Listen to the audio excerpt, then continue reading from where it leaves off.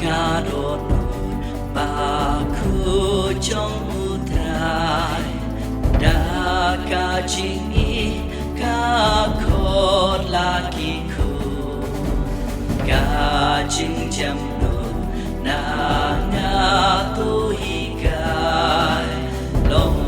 baskere basbu Ruai burom ya kadonut baku bajing baskur nakrung katu ya kajing mo baangwan penbia da kajing kelia wan shadow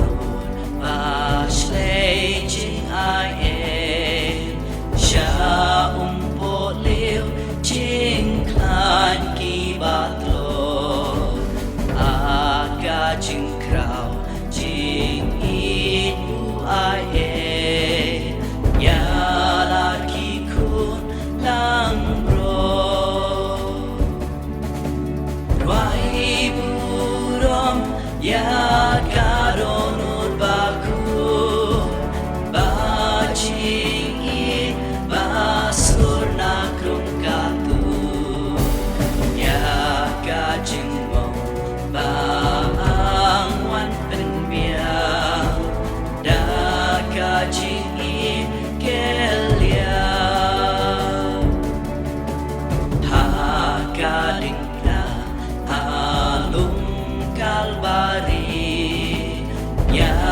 kadonut jong ula penpe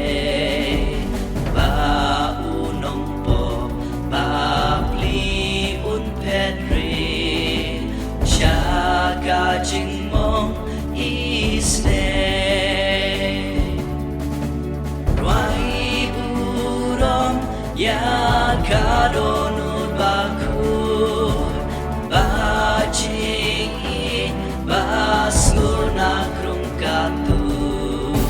ya kajing bong baangwan penbia da kajing kelia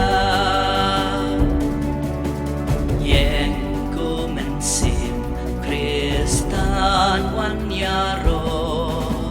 ya kadonut baku jong